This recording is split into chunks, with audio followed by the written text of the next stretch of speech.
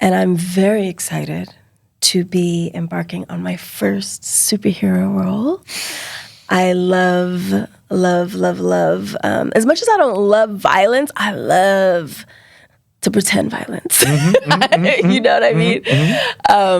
So I'm so excited to be fighting. I'm so excited to do another film that's more combat. You know, it's a human, but also some more, you know, badass. And then... Is this an MCU sort of? Is this an MCU sort of? What? Huh? What? Is that what you're saying to me right now? No? I'm not saying anything. I'm not saying who's doing it. I'm just saying I'm in it. You're... Okay. Yeah. Okay. Yeah. All right, here he is.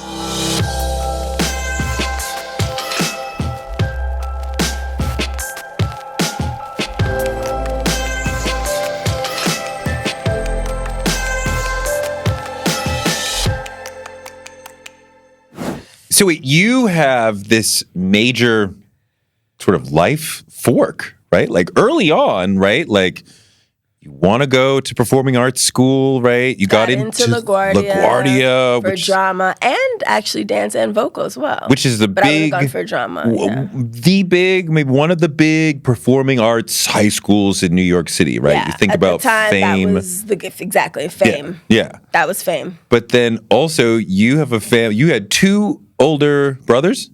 An older sister and an older brother. Who went to Northfield Mount Herman, which is one of the great private schools of New England, of that whole circuit, right? We fought you. I'm not fought. We played you. We played against the school that I went to. Milton. So what was the choice of, do I go to performing arts? Because clearly it was in your blood and in your heart to want to be a performer if you got into LaGuardia for 9th grade. Yeah. But then also your parents are educators, so there's like, no, you should go for the greatest possible education, which NMH is that. So how did you make that decision?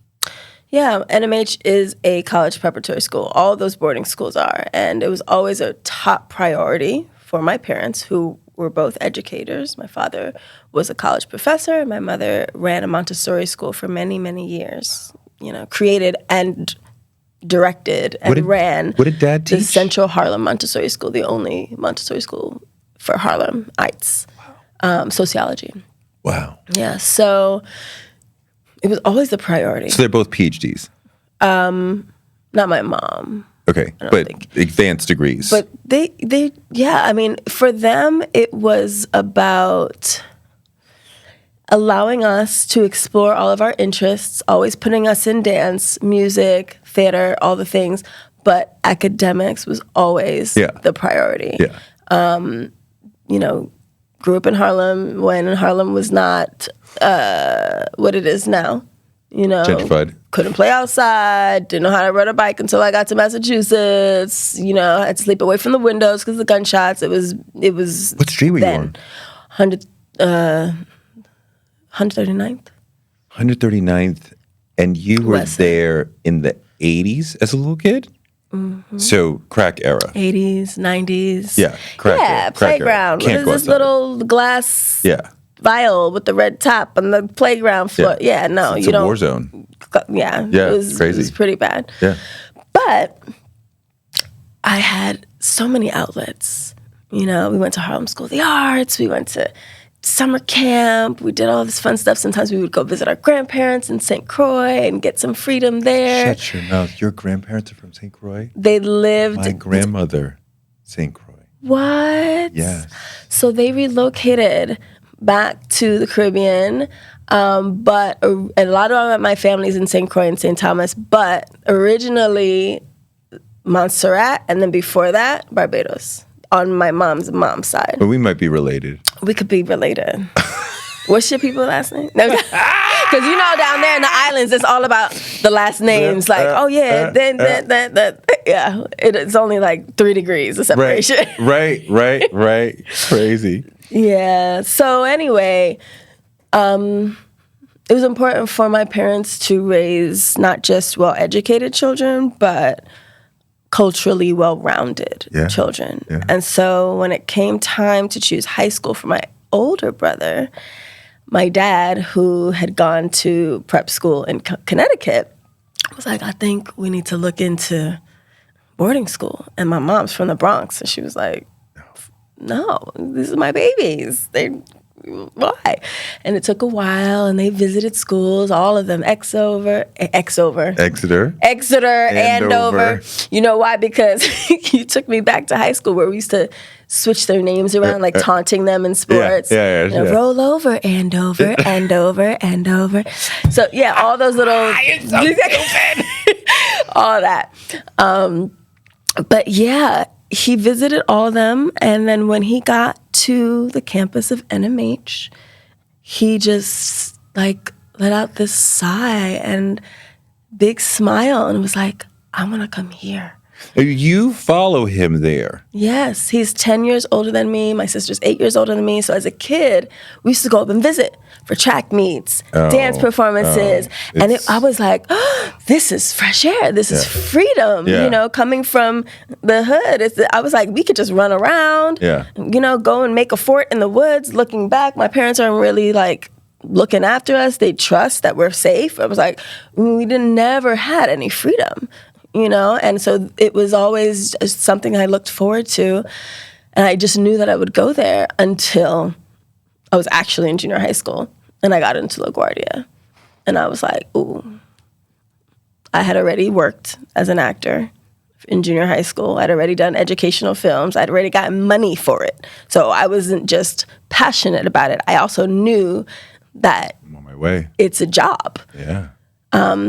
But I had to fulfill my other obligations first. So I just, you know, I chose to get away. I think it was good. I think it allowed me to really figure out who I was. Well, you lived know, in the middle of nowhere in Massachusetts. Yeah, you lived away from home for 4 years. Yeah. Age 13 to 17. I mean, a lot of people go away at 17, 18 to college. But like, you went away at 13. It was basically college twice. Yeah. So how did that affect you living away from home at such an early age? It was hard in the beginning. You know, I remember the day that they dropped me off. I was so excited. I was always excited to go until we put all our stuff in the dorm room and they got in the car and they drove away. And I was like, oh, they're just gonna leave me here? And I was like, it was quiet at night. Quiet. It's the middle of nowhere. There's no sirens and merengue and, you know, all the things out the window and pop, pop. And I couldn't sleep. You know, It was like a real adjustment. But over time. And there's barely any Black people there. Let's not forget that. So how's that? Because that's hard. Yeah. Yeah, at that young age, you know, I'd always gone to schools where that were diverse. My elementary school was a Montessori school, not the one my mother started. And that one was on the Upper West Side. That was mostly white. So I wasn't new to that experience, but to be on my own, you know, without the support of my family, to go home and tell the story to that night. You know, this is before cell phones. Like, there was one phone in the dorm. We spoke on Sundays. Right. You know what I mean? It was like such a different world. And so there was a lot that I felt like I was navigating and carrying a lot of weight up there and not my own, you know, the weight of other people's, the other kids' parents' prejudices. Yes. You know, it was like all of their parents and their confusion was in our living space as little girls, like figuring themselves out, going through puberty, figuring out who I am.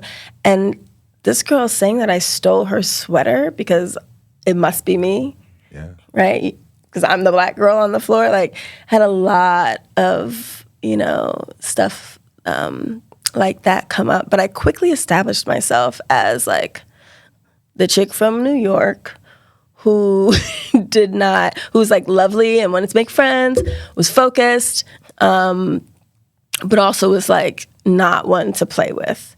And that was a new experience for me because I was bullied harshly in junior high school in New York. Right. So in the hood, I was the weakling. But once I got to Massachusetts, I was like, oh, hold on, wait a second. I have that in me. Like, I can explore what that feels like, because these kids are coming from, you know, other small towns all over the country, other countries all over the world. And this might be their first time meeting a real life Black person. No, and I would hear that. Yes. Wow, can I touch your hair? Yes. Or this is, yes. You know, like, and it wasn't, you know, it obviously is ignorant, but in an almost innocent way for a lot of people. Yeah. You know, and then for others, it was nasty. So I definitely actually became a peer mediator. You did? Yeah, because everyone on that campus had to work. Yeah. Everyone had a job, not just the scholarship students. Yeah. So I started, my first job was in the kitchen. That lasted a couple weeks. Then I worked in the library. I can't be serving these white kids. That's not going to work. Yeah. It wasn't even that. It was just like, I don't know. You know what it was? I didn't like cooking meat. Okay. Are you vegetarian? I was for a very long time. I decided that first week of boarding school at 13, I was like, I'm a vegetarian. Really? Because of my first job in the kitchen. And I was a vegetarian for many, many years. But anyway, I trained as a peer mediator, and that was a highly coveted job. Only a few people could do it. You had to audition, you had to train, you had to go through the whole thing. And I even mediated conflicts between students and faculty. I mean, it was a really, really impressive program. You know, it really empowered kids to like be mature and to be confident in their ability to like, you know, resolve issues. And then my last job was a student leader of the dorm. Oh. Yeah. Oh. Yeah. Look at you. I know. I did good. So wait, I want to leap around. You're on The Lincoln Lawyer. I'm on The Lincoln Lawyer. Which is a great sort of, can we call it a legal procedural, right? We're in the courtroom a lot. We're watching a lawyer who's very intelligent, right? Knows just what to say. He's almost like MacGyver in a way that he'll like swoop in and be like, so, blah, blah, blah, blah, blah. And like, wait a minute, you have completely changed the situation and you are his main antagonist. In the second season. Yes, the one he never beats, or at least never beat in the past. I'm curious how you approach and prepare when, you know, your character, you're here to be you're not a villain, but you are the antagonist, right? So how does that color what you do? So this character, Andrea Freeman, is not only his nemesis in a way, you know, she's within the profession. She's never lost to him, right? Yeah. But even without the profession, because Andrea also happens to be friends with his ex-wife, Maggie. Right. So he feels very uncomfortable that she knows a little too much about him in his personal life. And that the satisfaction that she gets from beating him is not just professional. It also comes from like, you know, that's my girl's ex, like, got you again. You know, like there's a little bit of that. Yeah. So, she's fierce. She's a badass. I really, you know, it's interesting because after college, I toyed with the idea of going to law school. And I had a lot of friends who did. And one of my best friends, who is a lawyer, you know, knows how real that idea was for me at some point. And when I called her and I was like, guess what? I'm playing a lawyer. It was so exciting. And just her joy and knowing that, like, even as a young person with so many different interests and feeling like I had to choose something, like, I chose something that allows me to play with a different timeline that I might have chosen, or that I, you know, like another dimension. I'm like, oh, I actually am coming full circle and I get to be a lawyer for pretend for a few months, you know, and it's Did fun. you audition for this? I did not. They called you. Wow. How nice. Yeah. It felt really It's wonderful to be seen, you know, and this is a character unlike any other character that I've played. Yeah. So a lot of times people will be like, okay, I know that you do good work, but we need to see you do this. Yeah. Because this is different. And yeah, it just feels good to be seen and trusted. Do you still audition? Or you? So you? I do. Yeah. I do. Yeah. Not all the time, but I do. Yeah. Yeah. I mean, you know, you get to a certain level and they're like, you know what I do, you want me or not? You know, it's tricky, right? Because there's so many different phases of a career in this business. What do you mean? There's the level where you tape all the time and send them in and don't know if anyone ever sees them. Right. Then there's the level where you get feedback from casting directors and they you know, maybe one or two take a liking to you and invest in you and tell your agent they're going to send you in, you know, especially or in their first batch, right? And, you know, there's all this stuff in between. And then there's the level where you're, right, one of the top A-list stars that don't audition unless there's something that they feel like is worth fighting for. And I hear that story happen a lot, you know, where actors that we would think would just be offered roles, you know, or they're in an interview and they're like, oh, yeah, no, but I fought for that role because they said that they weren't going in this direction or they didn't think the character could look like this or they didn't think, you know, whatever. And they fight for it and they get it. And so, you know, I know that a lot of magic happens in audition rooms, especially when they're in person. And I never want to feel like I'm too good to audition. Like, it's nice when someone comes with an offer, you know? We get offers all the time that we turn down because it's not aligned with what we're trying to do. But when it's like a director that is, you know, just someone you really want to work with, or it's a role that's going to challenge you and grow you, like, I would audition. I would audition and fight for what I want, for sure. What do you love about acting?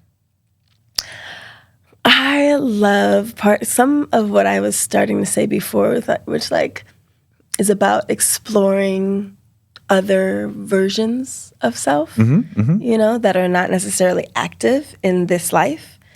I like getting to really dive into a character, you know, and decide what that character is going to do and feel like. I remember doing off-Broadway, The First Breeze of Summer, and I played the same character as Leslie Uggams, except I was in the flashback scenes. So she's in the present day, and in rehearsals, I would just watch her mannerisms and all her nuances, you know, her face and her hands.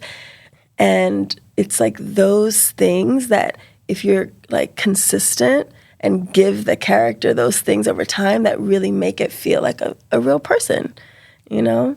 I like the challenge.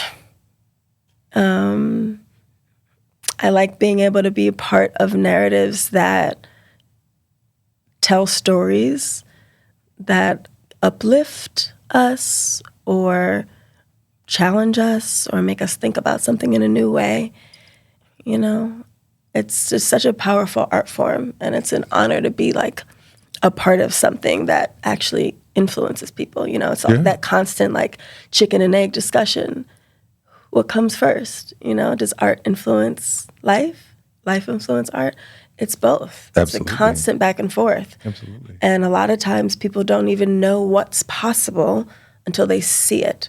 You know, so our job is to show them. Take me into your process of how you're building and fleshing out the character. You get the script.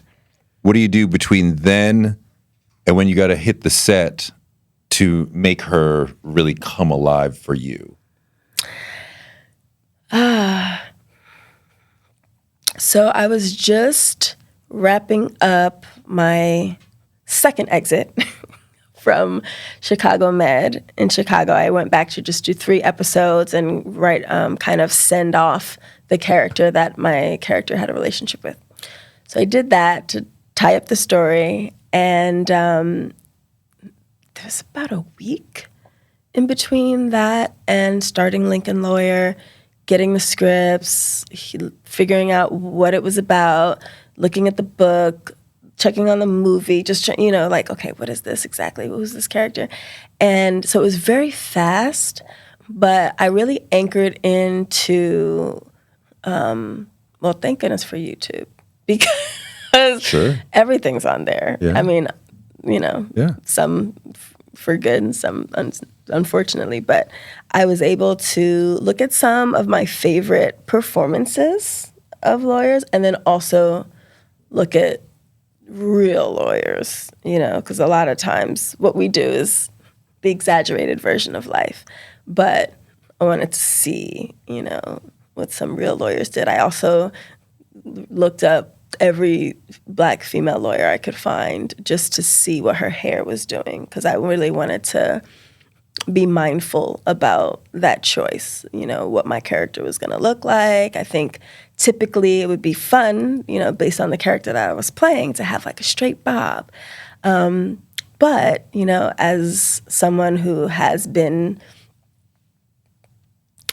I guess, a part of, the beginning since 2004 of this, new wave of a natural hair movement, at a time when we're just fighting to be able to show up as we are in all settings, whether it's corporate, right, whether it's school, sports, and very simple. The Crown Act is happening right now. It's like spreading. It's not like saying anything outrageous. It's just like, no, I can't be sent home because I have braids, or I can't be fired from a job because I have locks, right? So at a time when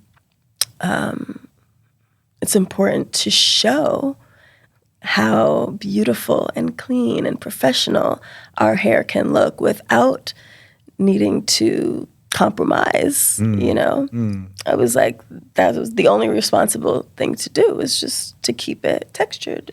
Wait, so what are a few of the great performances of lawyers that you saw? You're like, I want to take a little bit from what she did and what he did. I don't want to tell you. No, I'm kidding. Well, there were a number of them. I gotta say the top one was Denzel. Of course. You know what I mean? Like that. Philadelphia? Yes. Yes. So just, Yeah. Still had all his personality. Yeah. But got the job done, commanded their attention, very convincing, passionate in the right moments, quiet in the right moments. And that's the other thing. I'm a prosecutor. Right? Which can be played very, right? Mickey Holler, this is his show. Yeah. He's the Lincoln Lawyer. He's the one with the swag. He's the charismatic one. Everybody loves him. Yeah. And so he gets to come in and be smooth, and I'm supposed to be just, So I did a lot of that. I took direction, but I also wanted to still make sure that she was a full person. Yeah. And that there were times when her speak could relax a little bit and you could hear, oh, I see where she comes from. Yeah. You know what I mean? Instead of just like, I'm going to do what everyone thinks I should do. And so that was fun. That was fun. No, she's got a lot of swagger and self-confidence. Mm-hmm. Right? She seems like just as strong internally as him. So she seems like, a worthy opponent. Mm-hmm. Really, you're really like maybe the only truly worthy opponent that he ever faces. I like that. How far did you watch? I think I'm halfway through the season. Yeah. Okay, good. Yeah. No, that's good. Because it gets, I think the episode after the one they gave you, you get to see even more of that. Yeah, she's a very worthy opponent. I think she questions if he's a worthy opponent for her. Right? She's very confident. Well, the government doesn't usually bring cases that they don't think they can win. So you should win most of the time. Yeah, but still. So wait, take me back to Whitney. How did you prepare to be Whitney Houston? Breathing.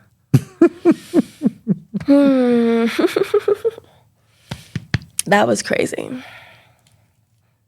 That was crazy. That was another one. That was another have a week to prepare situation. You had a week? Listen. Why did you have a week?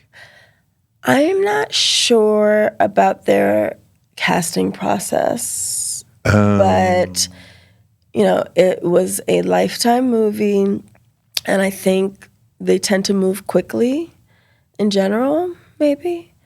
I was signed on to do another project at the time, full disclosure. We were actually about to start that same week. And I had done all the fittings and created the hairstyle for that role. I was ready to go and got the call about this. And I was like, ooh, okay, I'm just gonna see. Because this woman meant so much to me. Yeah. And something felt important, about giving her as much honor and integrity that I could, even though it was soon. It was very soon. And there was so much conflict around it. Yeah. People were like pissed, for so many different reasons. No, they shouldn't be doing this. It's too soon. So-and-so should play her instead. I mean, there was just, the family's not behind it. But they were going to make it anyway. Yeah. And so since they were going to make it anyway, I was like, something was telling me to just try. And I heard that Angela Bassett was directing, who I've been like a fan of since I can remember, more than a fan of, and who I'd met in the past. She was a student of Lloyd Richards at Yale. And at that time, I was actually in Lloyd Richards' last class at the Actors Studio in New York before he passed. He directed all of August Wilson's plays on Broadway back in the day. And so I was just doing a scene one day, and she just walks in because all his old students love to visit him and audit his classes. And I was like, oh my God, I don't even know what I was doing, Shakespeare or something. And I was like, oh my God, that's Angela Bassett? Okay, what did you say? And when I heard that she was directing, I was just like, I'm supposed to do this. So I auditioned. I had just had my child. He was a newborn. He would not sleep unless he was on my body. So I was a body rapper. And my audition tape, it looks like a shirt, but it's a wrap. And he's sleeping on my back while I'm auditioning for Whitney. Sent in the tape, and Angela called me right away on the phone and was like, thank you, let's go. It felt amazing to be seen by her. And then once I got to set, it was quick. It was very, very quick. Hold on, before you get to the set, there's a week between her saying, let's go, and when you're on the set. I mean, the immensity of Whitney is clear just, in your reaction just to me bringing her up, right? And we all hold her in this place. And we all know who she is and what she looks like to us, right? And when you get another role, right, you can make you can make Andy be whoever you want her to be. Whitney, you have to come into the zone of what I want Whitney to be, what my mom wants Whitney to be, what my sister wants Whitney to be, what your sister wants, right? Right. And I would feel a lot of pressure. Oh, I felt immense pressure. And that was the one thing that actually showed me why I needed to do it, because Whitney felt the same thing a lot of the time. And I was like, oh. Pressure to live up to who we thought she should be. Mm-hmm. I was playing her, but she was playing her. I don't think people really got to see later, I think a little bit, but I was playing her earlier in life. And so without the access to actually sit and talk to people who knew her. Without the time, without the resources, I had to deep dive very quickly and just find everything that I could and kind of piece together like this balance between who she was in public and who she might have been in private at that age. And if someone's on all the time, that was back when fame was real fame. That was back when people were trained on how to be in public and how to speak and how to present yourself. They invested a lot into the image. Now we have social media. We're looking at people living their real lives. Like, yeah, we want to take a selfie with you, but there's never going to be that level of fame again. There's never going to be that amount of pressure again. It was just that like larger than life, inaccessible, other thing, that othering of a human that is so heavy, for that person to carry constantly. And I think, just all the YouTube videos and just sitting, meditating, listening, asking her spirit for help, like, whew, how do we do this? And how do we shoot this in 18 days? That was tough. Yeah. But luckily, even though I did train with a vocal coach, I didn't have to do most of the singing. Deborah Cox came in and just killed it, lived it, gave it so much life. Where did you find, I want to say like the note, the emotional note to be like, okay, so see her there? That's the Whitney I want to be. You know what I mean? Where did I find the note within myself, or what did I see? Where did I see her note? Yeah. That's two different questions. Where did you see her? Like, you're doing all this research. Yeah. You're watching the interviews. So, what? Where did you okay, see right there? That is the person that I'm going to be. One of the things I saw was that because what I remembered her as was very almost like a fairy, And once I started listening more closely, I was like, oh, hold on. She from Newark, I'm from Harlem, but we ain't that different. Hold on. Because when I get comfortable, right? If it's late at night or I'm on the phone with my friends from childhood, I don't sound the same as I do when I'm, How do you sound when I'm on? At midnight when you're talking to your friends? I sound, oh gosh. I sound like Harlem, you know what I mean? Like what? You know what Harlem sound like. I do, but I want to hear it. What you want me to say? What?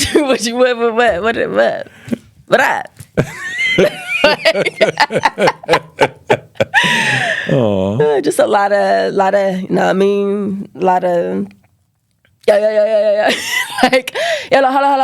Like just a lot of banter. Yeah. I can't do it unless you do it with me. No, I mean, no, you're doing it. You're doing it. I love it. Yeah. So go on. So Harlem, Newark, culturally not that different. I was like, she's the home girl. She's the homie. She's from around the way. Like, I know her. I am her. She complained a lot about having to field comments about her weight. I know that life. You know what I mean? Like, I know that life. Like, I'm Black. Okay, I'm not, I went to boarding school and they were like, oh my God, you're so skinny. And I was like, all my life, I've been trying to gain weight. What are y'all talking about? And Whitney had that. It was like the opposite problem, right? Everyone's like, girl, don't complain, okay? Because, and I'm like, you don't understand the other side, though. You know what I mean? I'm trying to look like my mom. I'm trying to But she had that. We had a lot of similarities. One of the moments that really crystallized for me who Whitney was. Remember the Bobby and Whitney reality show? And there's this moment where they're on vacation. I think they're in Florida. And Whitney's sitting at a table, kind of like with the glasses and the head wrap, and kind of like, I'm alone, don't bother me. And Bobby's like 6 feet away, like talking to a bunch of people, a bunch of fans have noticed them, and he's sort of like, engaging with them. And he turns to the camera and he said, I'm paraphrasing a little bit, but he says, some people get into the music industry to show you their talent. That's Whitney and that archetype. And some people get into the music business to relate to people. And that's what a Bobby is. And Whitney was great at relating to people, but it was really like, look at me, the greatest singer of this generation. And it was like, yeah. And like, you just go out there and sing, and like, we'll love you.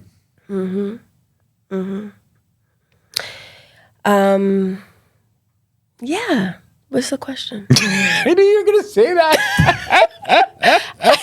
There's no question. It's just a general observation. Yes. We're like 40 minutes in. I think you figure out, like, I don't always ask questions by now. No, but I mean, at least you've given a little. I'm like, that's a beautiful moment. Wow. What are your thoughts on that? Well, segue back to acting. I do think that some artists are there. I think what Bobby said is true, to just be art. And then others are there to be, to play with the audience. And everyone serves their purpose. It's all needed. Well, you remind me, I feel like there's two kinds of actors, right? Which you're kind of alluding to, right? Some people are chameleons and they are entirely different from role to role. And some people are kind of being themselves from roles. But like, we love you, yes. Sean Penn, whoever, like The Rock. Yes. We want to see you do that thing. Kevin Hart, that you do that thing. Again, we don't need you to. I did like when Kevin Hart was more serious in the Netflix weeks, but like there's a lot of people who do that. But you are, which side are you? What do you think? Have you seen any other work? I think there's a lot of value to having a flavor. And as a thespian, I take pride in being able to do characters, you know what I mean? So, for example, Andrea Freeman in Lincoln Lawyer, she is someone who I have not ever really been allowed to be, right? So if I'm just showing up doing me, then there's an opportunity that's missed there because I'm not figuring out who this person is, diving deep, giving her a backstory, giving her colors, giving her something consistent. Like she has an attitude. She got an attitude problem, And a woman who's confident, who has an attitude sometimes, who's strong, who's intelligent, she's not liked. She gets called the B word. She thinks she's a man, right? Society still doesn't allow for women to be these well-rounded, multifaceted, soft but fierce, right? It's like you always got to lean, especially if you're pretty at all. You better not. Hush. I learned that early on with people trying to tell me to humble myself just because I used a big word or two. I learned very early on, like, oh, so you would accept my mind if I look like that, but because I look like this, I gotta shut up. Cool. Andrea Freeman is probably the first role that I played where I was like, able to really feel the part of me that had been like suppressed. Like, no, baby, the goddess don't just sit by the waterfall and let her hair flow and eat oranges. She chops mofos' heads off sometimes. Yeah. She causes storms. You know what I mean? Yeah. And yes, I'm coming and I'm gonna win against Mickey Holler, right? And then she's not apologetic. And that was really, as a person, you asked why I love the craft, because we get to like have experiences in character that actually affect us in life and how we feel. That was an activation for me. No, you have my throat chakra was like while I was playing Andrea, let nobody talk to me the wrong way. Well, yeah, you're in the moment and you're living it. You are having an emotional experience, even though you are pretending, but you are still experiencing that emotion. The body doesn't know the difference. Doesn't know the difference. It doesn't. Yeah. You're conjuring up a feeling, and the body's acting as if that's really happening.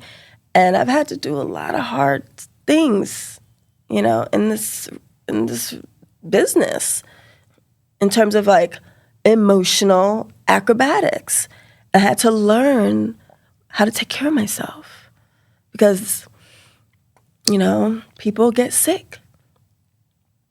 People self-medicate. People lose their lives because they don't know how to take care of themselves when they're this kind of a vessel. So I learned. So wait, what do you do? Oh man, I meditate. I do Kundalini yoga. I do Hatha yoga. I dance. I pray. I write. I journal. I love baths. Water is a powerful, powerful tool. To cleanse not just dirt, but energies. I give gratitude to everyone I worked with that day on set, and I give their energy back to them. So when I go home, I'm me by myself. And I can be present for the people who are waiting for me to do dinner and bedtime and all the things. I can't take that stuff with me. But you said something interesting, because clearly thespian, creative, able to take on any sort of character as you wish.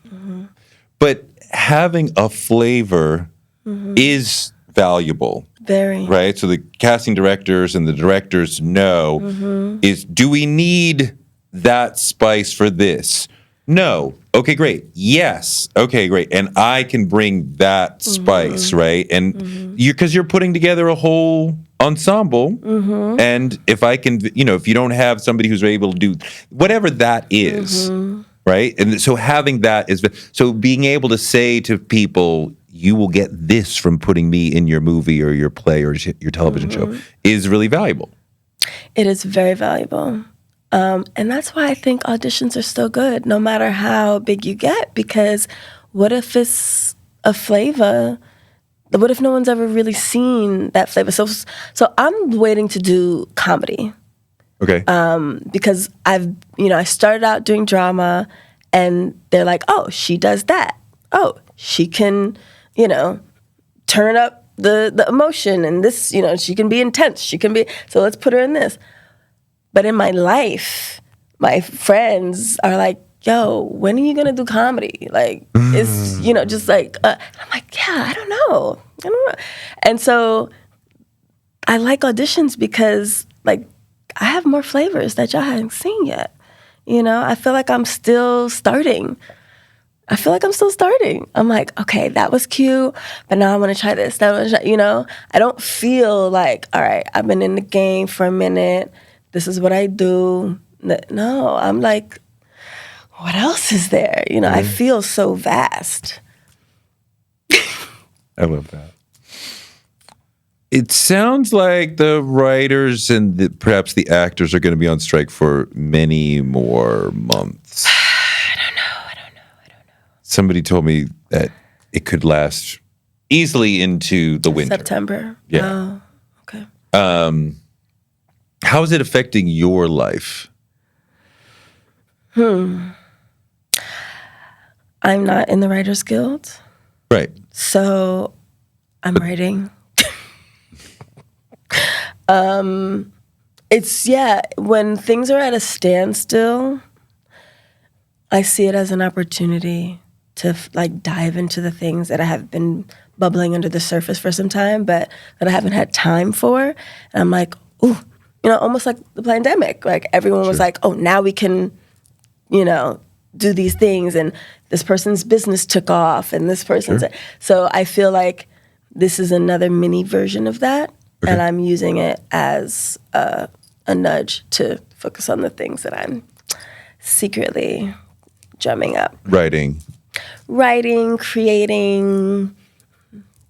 There are a few things happening. Because right now you're not working. Am I working? Not on this day. But well, of course not today. I mean, but this is work, right? Like sure. But you're not going back on set for... I'm not going back on someone else's set who's paying me. Right. For perhaps I may months. be creating something of my own that will lead to something else. Do you support the writers? Absolutely. Yeah. Absolutely, especially right now. Yeah. I was in the TED conference in Vancouver a couple months ago, and the overwhelming interest was in AI. Yeah. And there's so many things being discussed, in these union meetings, and I think a lot of it is kind of, a version of it has been seen in the past. They can figure it out. But I'm wondering if this one might be taking so long because we're in uncharted territory. As far as AI. Both with our images and with their words. Everything is just up for grabs. It's the Wild Wild West. And it's only going to continue to get more refined, this technology. And it's going to become harder and harder to distinguish what has a soul and what doesn't. Because you can take the image, you can make my lips talk, and but you can't feel it. Right. You know? So, but I find it hard to believe that computers, AI, could compete with human creativity. Right? There's certain things, right? Like, at some point, trucks and taxis will be driven by computers, right? And I understand that, right? I mean, you do. We used to, check out. To me. We used to check out of Target or Stop and Shop with a person. Right now, it's machines have replaced people, right? So, but when it comes to creative work, writing something, acting, painting, like how can you compete with human beings? I think they might surprise us, unfortunately. I was looking at all these phone updates and all the newer phones, how even when you don't want to, there's a little filter. Everyone looks a little bit better than I did in the older cameras. And I think all these filters on these apps are really training our brains to accept these robotic versions of ourselves. Interesting. So, all this airbrush is going to look like the computerized version of you. So it's going to be easier for us to digest that. So I think we're going to have to work a little bit harder, especially for the young people, Be like, pay attention. Soul recognize soul. Don't get tricked. It's great. A lot of artists are excited about it, but there's a lot of work to do to ensure that people are getting paid for their work, that there are ways to copyright what we own, and also to get into some of these spaces where the programs are being created so that the lapses or the gaps in awareness of some of the humans that are creating the things don't end up in the technology and then teach the next generation how to think, right? In terms of like culturally sensitive language, right? Or the images, knowing how to do your hair texture or skin color. I mean, there's all these things that came up when I was, at this conference, and there was like a whole group of people who were, in the science world, in the technology world, people of color being like, okay, how do we make sure that this technology is responsible? It doesn't do more harm. How do we not go backwards? There's a lot to work out here. So I'm patient. I'm with the writers, and I'm with everyone who wants to make sure that we figure out, how to make the excitement of the new world also safe. Yeah. It's hard. How old's your boy? 9. Wow. Mm-hmm. What does he think you do?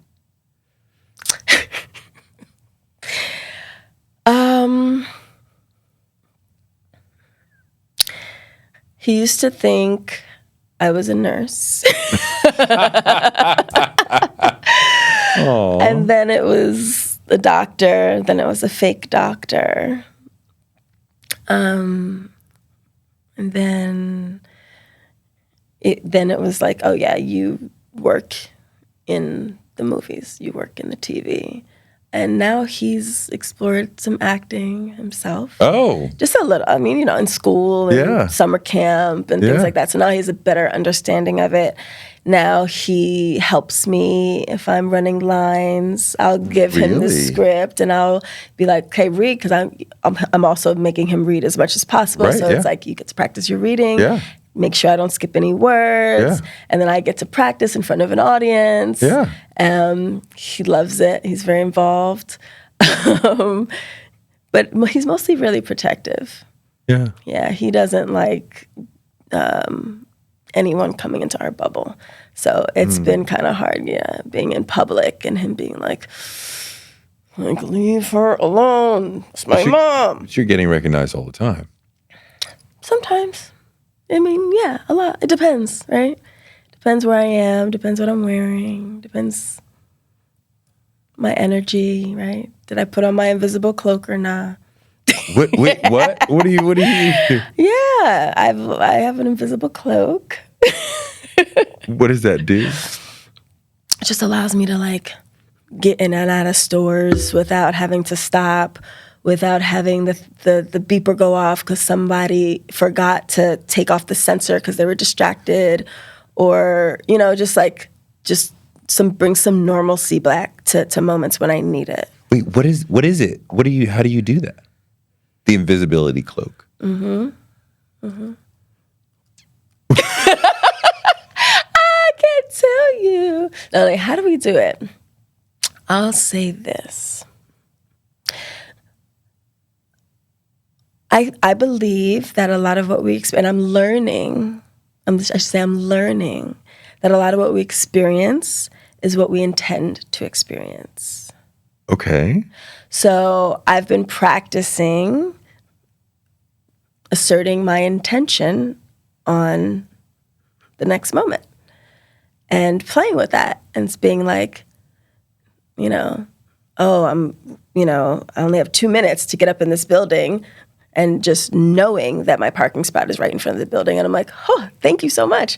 Right. Or like intending that I'm not going to be bothered when I go into this thing. Right. Or saying certain words that make me feel covered and protected. And, I can just get in and out and do because it's beautiful and I love connecting with people. But sometimes you got to move. You got to get, you got to eat. You got to eat. Yeah. You got to get your kid on time. Yeah. You got to do things. So just like, it's something that I'm practicing now.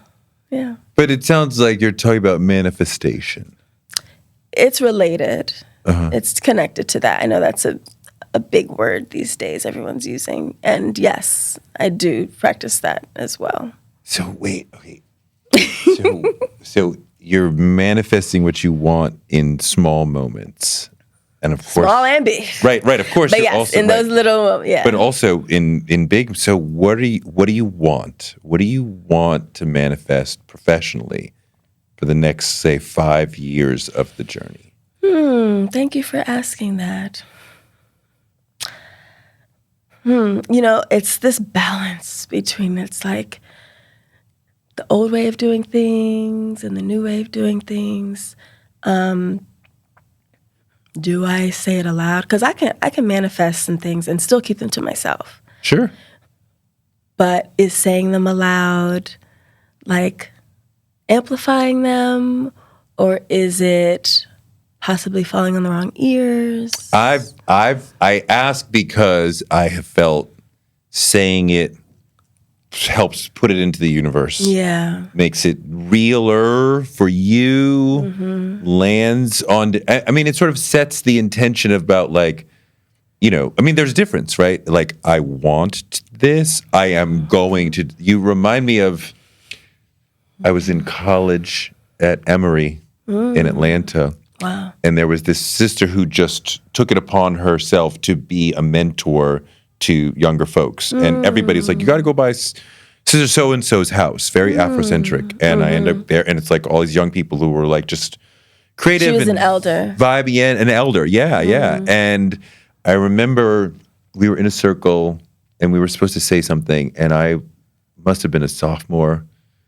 And I said, I want to be a writer. And she said, no, you are a writer. Yeah. And I remembered as this watershed moment, like she wasn't even in writing, but it had like you had moved from like the desire, like she just turned the conversation, the intention, the perception into like, no, this is real. So Absolutely. In saying it, you're moving it from this internal, like, I hope I get a big movie, to like, I'm going to get a big movie. I'm going to make it happen. Okay, I'm going to give you some, and I'm going to keep some for myself. Okay. I'm going to give you and give myself as well, and give all who are listening. I grew up doing martial arts, capoeira, the Brazilian martial art form. Have dabbled in a few others as well, and I'm very excited to be embarking on my first superhero role. I love. As much as I don't love violence, I love to pretend violence. You know what I mean? So I'm so excited to be fighting. I'm so excited to do another film that's more combat. It's a human, but also some more, badass. And then... Is this an MCU sort of? Is this an MCU sort of? What? Is that what you're saying to me right now? No? I'm not saying anything. I'm not saying who's doing it. I'm just saying I'm in it. You're... Okay. Yeah. Okay. Yeah. And then in terms of like creation, right? I'm exploring more of my own voice and what I have to offer outside of just saying other people's words. Like, what do I want to say? What stories want to be told through me? Some of that comes from life experiences. Some of it comes from dreams. Some of it comes from other ways of receiving information. And so, one of these things that I'm very excited about is related to my work as a doula. I also have been a doula since 2010. Wow. And I'm using that word because everyone knows what it means. Well, not everybody, but it's becoming a more well-known word. Yeah. But I'm using, in real life, I use birth worker because... How many births have you been a part of as a doula birth worker? Well, as we know, I'm a full-time actor. Yeah. And showing up at births at the right time and, being present for everything that is needed is something that, in my experience, has always been just divinely orchestrated and just perfect. Like, okay, I'm off set at 11 p.m., going straight to the hospital. Baby came at 2, and then I'm back on set at 6. Like, what? That happened in Chicago. Hey, Jamie.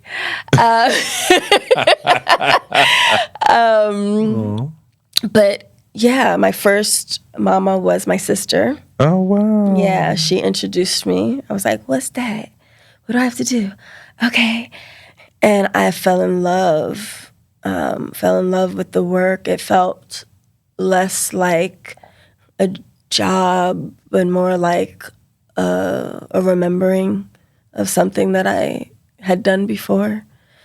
A calling, a mission. And even now, I'm like, why do I love it so much? Why am I always, whenever I'm not on set, I'm immersing myself in these worlds. I just came back from Colombia at a conference of hundreds of midwives, getting together and discussing ancestral medicine and how to keep this wisdom alive and how to, help the next generation and how to get protections, as traditional midwives in different societies that really just have learned to go straight to the medical industrial complex for all the answers when all the answers are not there. And so, yes, thank goodness it exists. Thank goodness for all the lives saved, for those cases where it was necessary. But for the ones where it wasn't, there's so many other options. And there's so much richness and experience that has been robbed from so many women because of unnecessary interventions and really difficult outcomes. And the proof is in the voices of these women, Being a pregnant person also means sometimes being a target. People come up to you. They want to touch the belly. They want to tell you their stories. They want to talk, right? And so you hear all this trauma. You hear all this retelling of the stories of it being the worst pain of your life, of it being this and that. But what about the other stories? So another project that I'm working on is providing some balance and some beauty and joy and empowerment just by example, so people can, again, through art, see what's possible. About the joy of birth. About what's possible. It can be joyful. It can be terrifying. It can be painful. It can be orgasmic and everything in between. But we only hear about that one side of it, And so I've helped a lot of mamas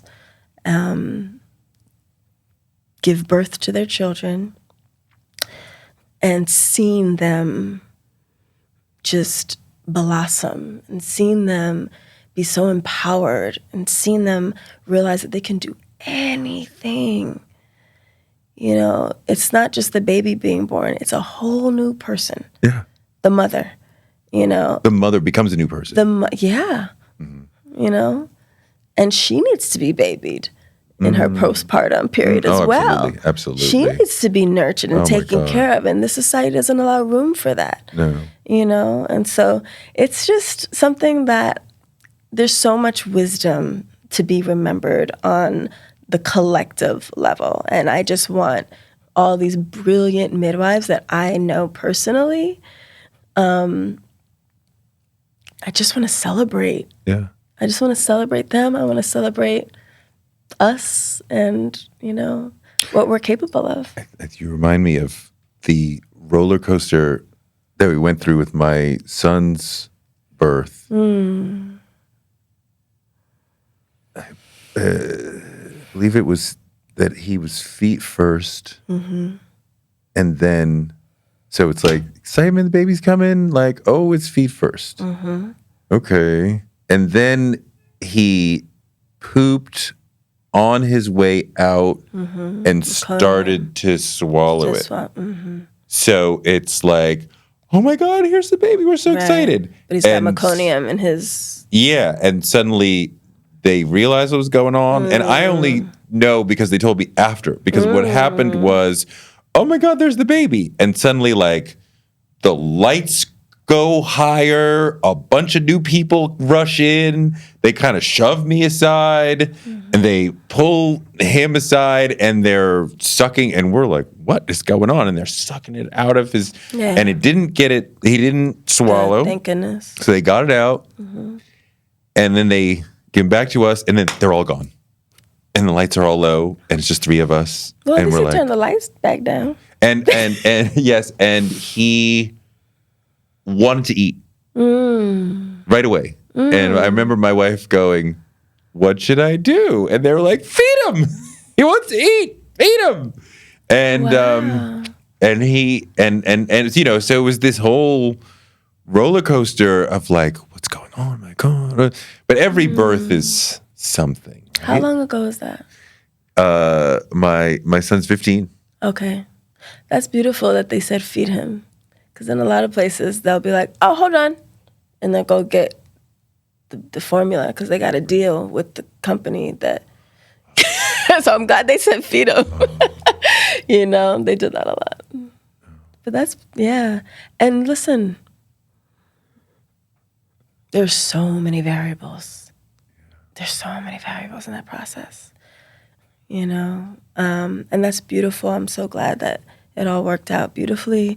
I've seen babies born breech, feet first, you know. I've seen mothers notice stuff like that too and themselves. Really? You know, so yes and also, right? I mean, it's a moment. Old way and new way, but we figure it out. It's a moment of joy and also terror. And also excitement, and also this crushing weight of responsibility, and also fear, and also excitement. Yeah. And like, this baby's so great. It looks just like me. Oh my God, I think he smiled on it. Oh my God, it looks like your grandfather. Oh my God, what are we going to do? Wait, all you nurses are coming with us, right? You know you're not coming with us? And then they leave you with it. What if we mess him up? What if we kill him? Oh my God, what if we crush him? What if we roll over him on the bed? Oh my God, oh, like... Yeah. Would you appreciate a space, or did you have a space to talk to other parents, to other dads about these feelings, about that experience?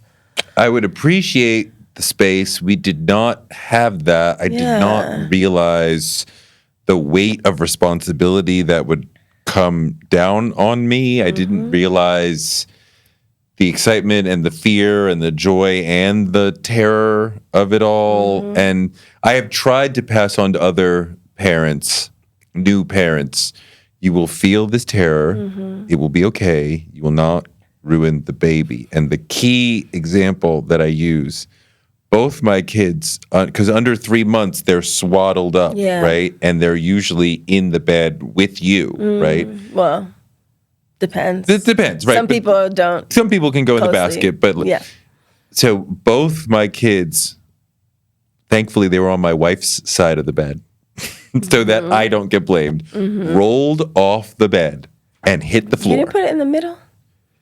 Look, look. I'm sure the baby was in the middle. But also, some people say not to do that because dads don't have the same awareness. They may not. And they might roll over on the baby and be asleep. But the baby breathes different. And mom's like...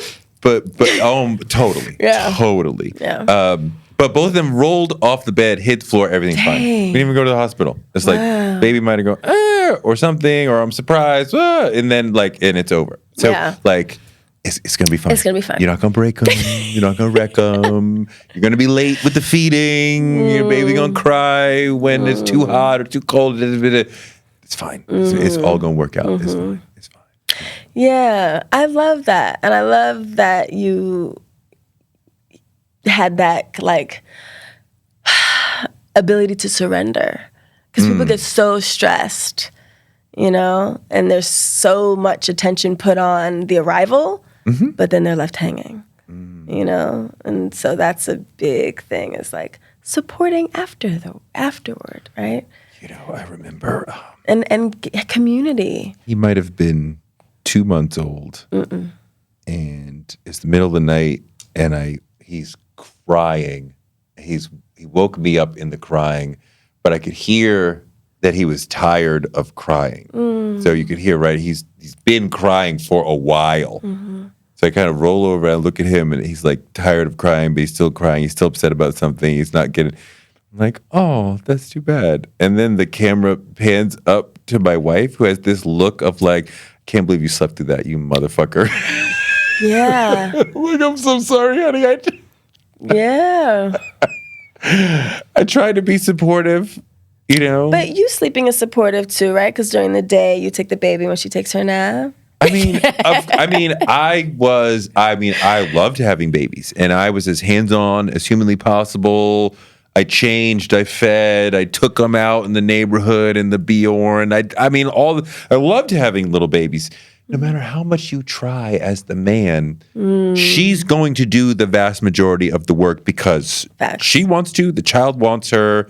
And when I say there's biological things, I don't even mean her body. There's like things in her that's like, I must protect this baby, right? So even if she's like, oh my God, I'm so tired, the baby goes, and she runs to the baby, right? Let me take care of the baby for you. Like, yeah, but then I'll sit here wondering about how the baby is. Like, but I can do it. Like, can you? Not like me. Well, no, not like you, but like you. No. So it's a push and pull for new moms. Yeah, it is. You know, as I'm hearing you talk, I'm like, ooh, there's going to be a lot of people watching, right? You know, nowadays we say birthing people. Yes, yes. Because there may be, 100%, yes. Right, different. There may be two Bobs. There may be the dad had supportive. The baby, right? I saw something recently on Instagram about that, and I was just like, whoo. But so yes, there are nuances. Yes. I do think that the person that carried the baby, you know, if it's the parent, definitely has physiological responses, 100%. And that's the reason for what they call mommy brain. Oh my God. Where you're just like, what was I doing just now? What was I going to say? Where's my... Your brain is going to simmer down because your other senses have been heightened. You're tuned into the baby. Yeah. Right? You don't need to be doing all that left brain stuff. Like, tune into the baby. I remember he was about 6 weeks old, maybe 5 weeks. And she was like, oh, I can tell the difference between the cries. And I'm like, what are you talking about? Like, that's a cry for tired. That's a cry for hungry. That's a cry for... she did that? Oh, yeah. And I learned that, but I learned it from the Dunstan technique. Okay. There's this opera singer who, I think she was Australian, and she had decoded baby cries, and they worked universally. Babies all around the world until people don't respond. Yeah. And then they start figuring out other ways to communicate. But in the beginning... they sound the same, like the cry for sleepy, the cry for hungry, the cry for change my diaper. Attention. Yeah, all those things. So yeah, that's beautiful that she was able to tap into that on her own. Oh yeah. Yeah. Oh yeah. Breast milk, the baby gets sick, the body's like, oop, oop, oop, oop, more of this vitamin, more of that vitamin. You know, custom medicine. Yes. It's amazing. It's amazing being human. It's amazing talking to you. I could talk to you all day long. Thank you so much. Thank you for having me. It's been wonderful. Did I see all my shares? The other thing, is, aside from the superheroes and the bad asses and the rebirth of birth, project.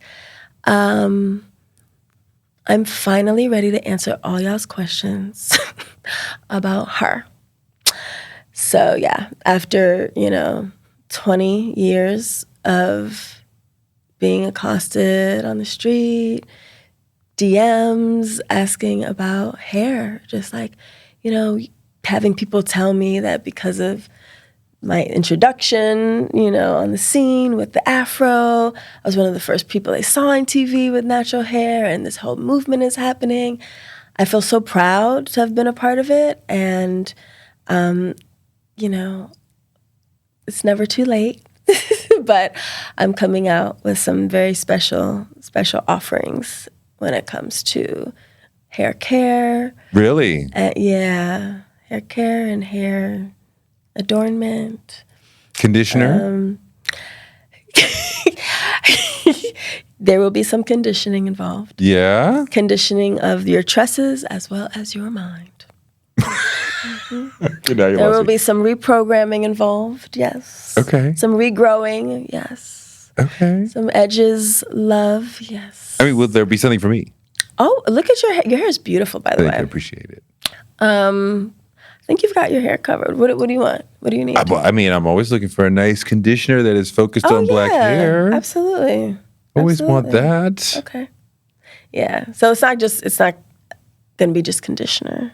No, but you're doing a whole... Yeah, it's going to be Beautiful. and it's quite different and complex. Not yet. Not yet. Yeah, Okay. not yet. But, I mean, it's nothing... They'll see it soon. Okay. Soon enough. And it's nothing, like, out of left field. Like, that's been my thing always. Right. And so I'm finally like, okay, let's take the time to... share, you know? Beautiful. Like, don't be a hoarder of Don't gatekeep. That's what like the kids don't say. gatekeep. No Don't gatekeeping. gatekeep, right? You got Not all gatekeeping this is just- experience and wisdom and tools and potions. Like, share. So yeah, I'm excited to share. Beautiful.